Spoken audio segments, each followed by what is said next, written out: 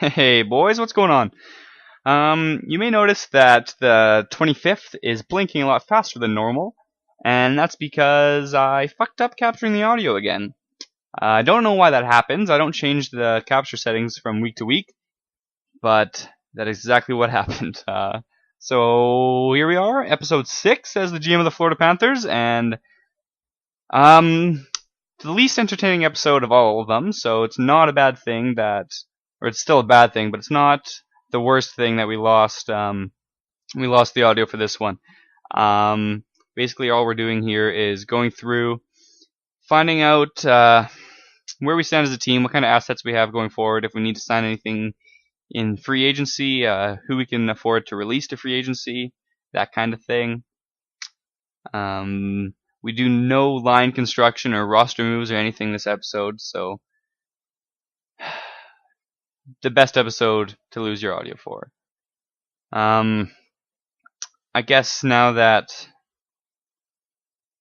I don't have to talk about what's going on, we can talk about what's going on in real life with the NHL wrapped up and the Blackhawks taking home the cup, and that's good. It's perfect. I mean, the Bruins didn't win, so amen. Not so happy that I have to choose between my second least favorite team, the Hawks, and my least favorite team, the Bruins, to see who's going to win, but I guess I like Taves, and I like Bergeron. Those are the only two players I really care for on either side. But I guess Blackhawks I hate less, because as a Canucks fan, they haven't done anything to us recently. They beat us in 2010 when they won the Cup, but that was way back when. But speaking of 2010, when they did win the Cup, they beat out my East team, the Flyers, so that pisses me off. Speaking of the Flyers, they've announced they're going to buy out Briz and they're going to buy out Briere, so wonder where those guys are going to end up. As for Briz, the fucking media in Philly, man, tearing them apart. A bunch of scumbags over there. I'm glad I get to watch their games from Vancouver, where it's not such a big deal. On to what's happening in the video, I guess. I'm just trying to sign all these players, and I'm like, okay, it's all good.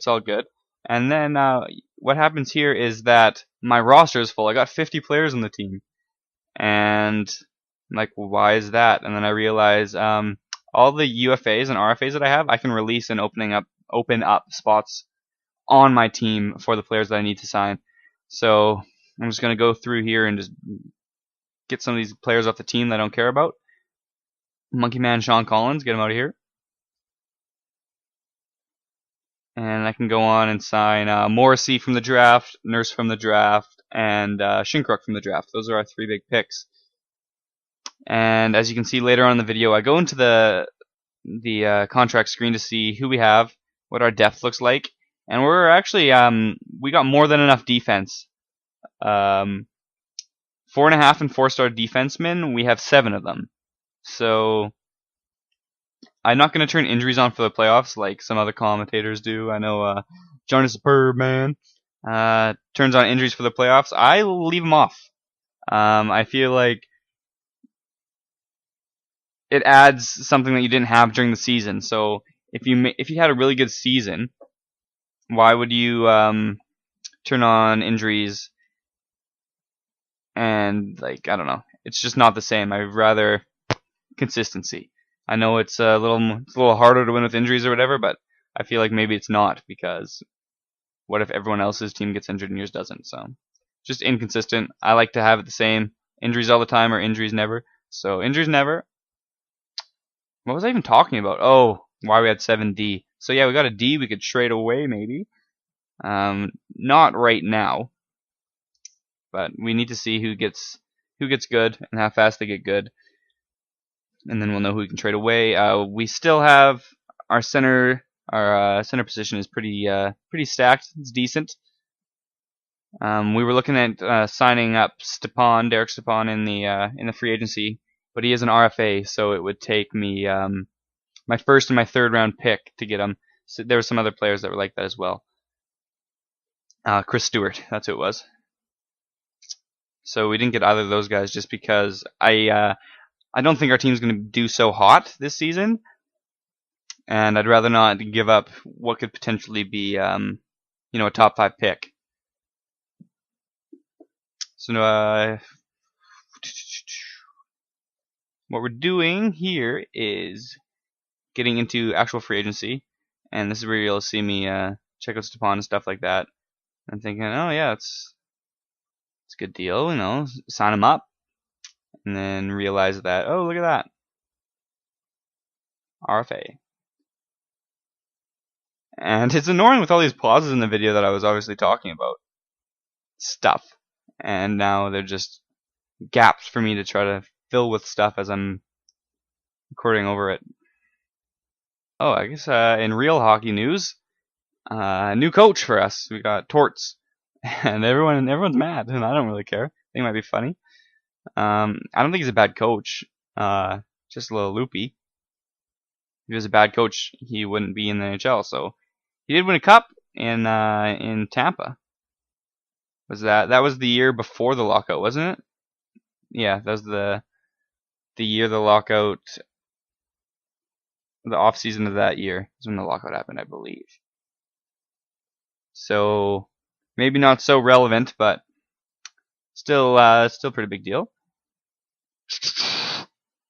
And we sent AV over to the Rangers, so a little coach swap. Don't know who got the better deal there. Probably the Rangers. I mean, Tortorella's system didn't fit in with the team that the Rangers had put together. I think instead of trading Gabrick away like they did to Columbus, especially now that Columbus is gonna, I don't know if they're gonna be in their division in the realignment. I know they're gonna be in some conference. I think that they should just let Torts go at the deadline, or sucked it up. I know they were pushing for that playoff spot, and they did get it, and that trade probably had a lot to do with it. But I feel like next year the Rangers aren't going to be as good as they would have been with Gabrick and with a new coach. I feel like the Blue Jackets are going to be good. Blue Jackets got a new GM. He's doing a hell of a job, I'd say. That is he Finnish, I think? I can't pronounce his name. There's no way I'm even going to attempt it. They got Gabrick. They just locked up Anisimov, I think, today for another 3 years or something like that. They got goalie Bob winning the cup, or the Vezina of the cup. Bobrovsky got the Vezina. So their team's not looking so bad. Wonder what Philly's gonna do, trying to get a new goalie with buying out Briz. The only big names left on the market are Miller and Lou. I know St. Louis probably wants to get rid of one of their goalies. They got a trifecta down there in St. Louis. So maybe they get Elliott or Halak. I'm not sure Steve Mason is the guy they want to roll with for an entire season. Calder Trophy, and then ever since that, just right down the shitter. Flyers did get straight off of the Islanders. Another heavy, long contract to an aging player. Seems classic Philly. So I'm not sure what's going to happen with the Flyers. They know they need to get their defense going. They know they need a goalie now for sure. They don't have a ton of trading chips. They have Reed. I know they don't mind trading him away from what it seems like. A lot of teams want Couturier, but I know they don't want to give him up. Drew's staying. I hope Hartnell's staying. I mean, fucking Philly trades away all the players I like. Richards and I guess just Richards. But after they give him that big contract and they ship him out, oh, it stung. Anyways. So Philly knows they need to get a goalie. They know they need to get what's it called? Better D, and they don't have a lot of things to be able to do it with. They do have a decent draft pick this year since they missed the playoffs. especially in a draft as stacked as this one.